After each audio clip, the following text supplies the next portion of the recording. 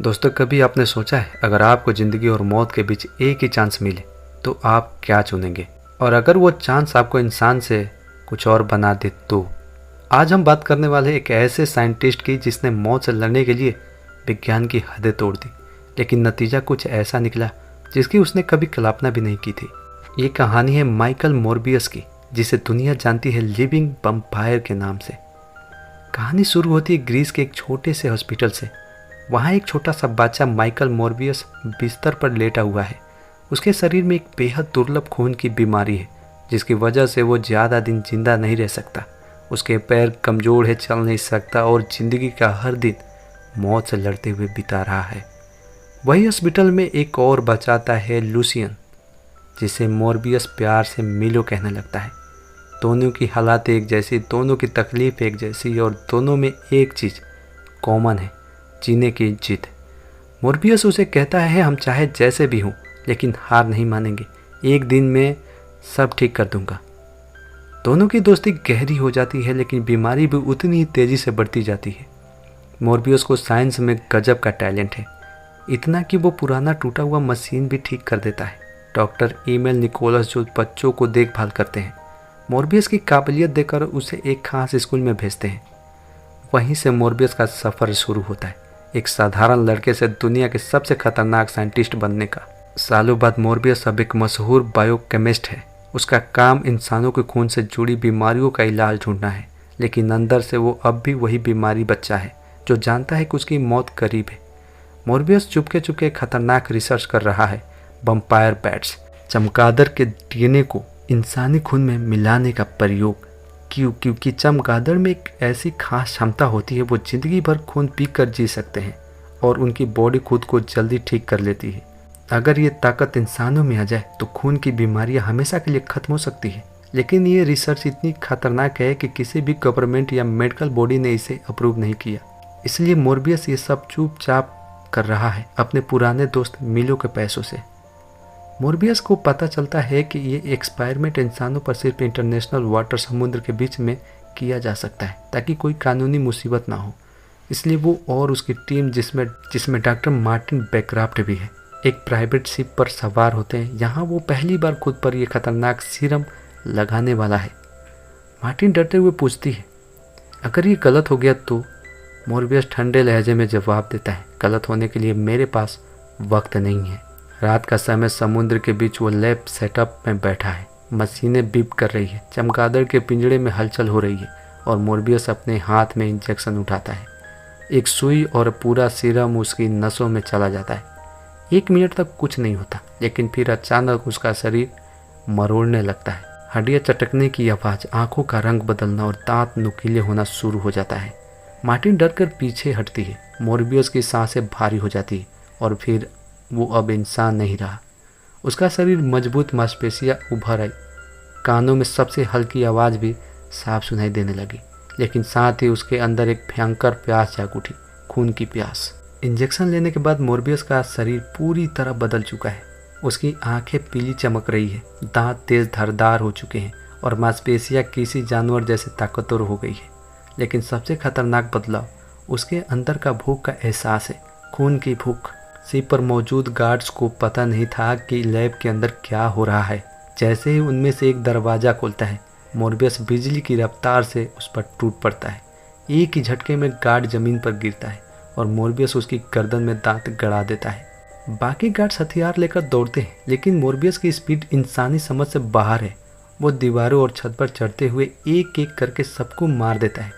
ये सब करते समय उसकी आंखों में एक अजीब सा ग्लो और चेहरे पर पूरी जानवर जैसी क्रूरता होती है। मार्टिन, जो ये सब देख रही है, डर के मारे बेहोश हो जाती है। जब मोरबियस को होश आता है तो वो देखता है कि उसके चारों तरफ खून फैला हुआ है और सभी गार्ड्स के शरीर पड़े हैं। उसके हाथों पर खून लगा है और ये सब देखकर वो डर से पीछे हट जाता है।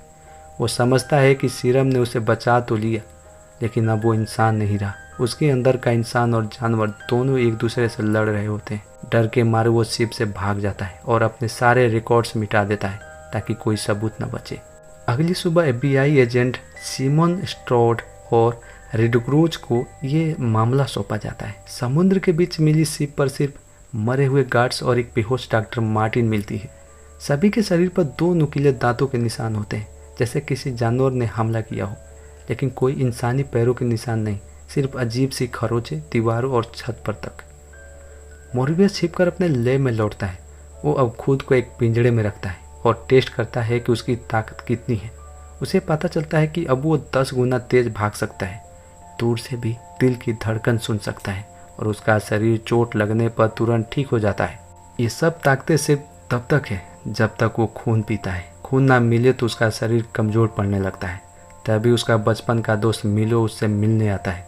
मिलो अब भी वही पुरानी बीमारी से जूझ रहा है, लेकिन मोरबियस की हालत देखकर समझ जाता है कि कुछ बदल गया है। वो मोरबियस से कहता है, तुमने खुद को बचा लिया, अब मेरी बारी है। लेकिन मोरबियस साफ मना कर देता है, ये कोई तोहफा नहीं, ये एक श्राप है, मैं तुम्हें ये नहीं दूंगा। मिलो नाराज होकर चला जाता है, लेकिन उसकी आंखों में साफ है कि ये वो सीरम पाने के लिए कुछ भी कर सकता है। रात में मिलो चुपके से लैब में आता है और वही सीरम खुद को इंजेक्ट कर लेता है। कुछ ही मिनटों में वही दर्द, वही चीख और फिर वही ताकत। लेकिन मिलो मोरबियस से अलग है। वो अपने अंदर के जानवर को रोकता नहीं है। वो शहर में निकलता है और मज़े के लिए लोगों को मारना शुरू कर देता है। दूसरे दिन शहर में कोई खून से लथपथ लाशें मिलती है। लोग कहते हैं ये किसी पिशाच का काम है। पुलिस को लगता है कि इसके पीछे मोरबियस है, क्योंकि वो पहले से ही शिप वाले केस में संदिग्ध है। एजेंट स्टोड मोरबियस को पकड़ने के लिए जाल बिछाता है। मोरबियस को पता चल जाता है कि ये सब हत्याएं मिलो कर रहा है। वो उसे रोकने की कोशिश करता है, लेकिन मिलो अब पूरी तरह पिशाच बन चुका है और ताकत का मजा ले रहा है। मिलो हंसते हुए कहता है, हम दोनों हमेशा मरते हुए जी रहे थे, अब पहली बार जी रहे हैं और तुम चाहते हो मैं रुक जाऊं। दोनों के बीच पहली बड़ी लड़ाई होती है। एकदम बिजली जैसी स्पीड, हवा में छलांगे, दीवारें तोड़ना और पंजों से हमला। आखिर में मिलो भाग जाता है, लेकिन मोरबियस समझ जाता है कि ये लड़ाई अब शहर को निगल जाएगी। शहर में अब डर का माहौल है। रात होते ही सब लोग घरों में बंद हो जाते हैं, क्योंकि कोई है जो अंधेरे में घूम रहा है। मिलो जो अब पूरी तरह पिशाच बन चुका है, अपनी ताकत का खुलकर इस्तेमाल कर रहा है। वो अमीरों के क्लब में जाता है, बदमाशों से उलझता है और फिर हंसते हुए उनका खून पी जाता है। मोरबियस जो अब तक छिप कर रह रहा था, समझ जाता है कि अगर उसने मिलो को नहीं रोका तो मासूम लोगों की मौत का सिलसिला कभी नहीं रुकेगा। मिलो को पता चल जाता है कि मार्टिन मोरबियस की सबसे करीबी है। वो उसे किडनैप कर लेता है ताकि मोरबियस को बाहर लाया जा सके। शहर के बीचों बीच एक ऊंचा बिल्डिंग की छत पर मिलो मार्टिन को खींच कर लाता है और मोरबियस को कॉल करता है, आ जा भाई, वरना तेरी मोहब्बत तेरी आंखों के सामने मर जाएगी। मोरबियस गुस्से और डर से पागल हो जाता है। वो पूरे दम से उस जगह की ओर दौड़ता है। उसके कानों में सिर्फ मार्टिन की धड़कन सुनाई दे रही है। बारिश हो रही है, बिजली चमक रही है और छत पर 2 भाइयों का आमना सामना होता है। मिलो मार्टिन की गर्दन पर दांत रखकर कहता है, देख ये कितना आसान है, बस एक बाइट और सब खत्म। मोरबियस गरजते हुए जवाब देता है, मैं तुझे रोकूंगा, चाहे इसकी कीमत मेरी जान ही क्यों ना हो। दोनों के बीच एक खतरनाक लड़ाई शुरू होती है। स्पीड इतनी तेज कि कैमरे में से धुंधले साए दिखते हैं। दीवारें और छत के हिस्से टूटते हैं। हवा में छलांग लगाते हुए दोनों एक दूसरे को पकड़कर फेंकते हैं। लड़ाई के दौरान मिलो मार्टिन को गंभीर चोट पहुंचा देता है। वो खून से लथपथ जमीन पर गिर जाती है। मोरबियस उसके पास भाग कर जाता है, लेकिन मार्टिन कमजोर आवाज़ में कहती है, अपनी ताकत का इस्तेमाल करो, उन्हें रोक दो। मोरबियस मजबूरी में उसका खून पीता है, जिससे उसकी ताकत कई गुना बढ़ जाती है। उसकी आंखें पहले से ज़्यादा चमकने लगती है और वो पूरी ताकत के साथ मिलो पर टूट पड़ता है। लड़ाई अब अंडरग्राउंड सीवर सिस्टम में पहुंच जाती है, जहां पानी की गूंज और अंधेरा दोनों का हथियार है। मिलो मोरबियस को चिढ़ाते हुए कहता है, तू हमेशा कमज़ोर था और रहेगा। लेकिन मोरबियस एक सीरम निकालता है, ऐसा सीरम जो पिशाच को मार सकता है। वो कहता है, ये हम दोनों के लिए है, फ़र्क सिर्फ इतना है कि मैं चुन रहा हूँ कब ख़त्म होना है। अंतिम बार में मोरबियस मिलो को पकड़कर सीरम उसके दिल में घोंप देता है। मिलो की आंखें चौड़ी हो जाती है और वो अब धीरे धीरे अपनी ताकत खोकर इंसान जैसा हो जाता है। मरने से पहले मिलो मोरबियस से कहता है, कम से कम अब दर्द नहीं होगा।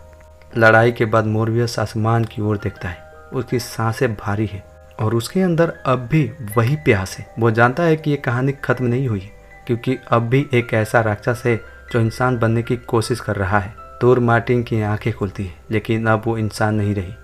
उसकी आंखें लाल चमक रही है और यहीं से एक नए डर की शुरुआत होती है। ये कहानी यहीं पे ख़त्म होती है।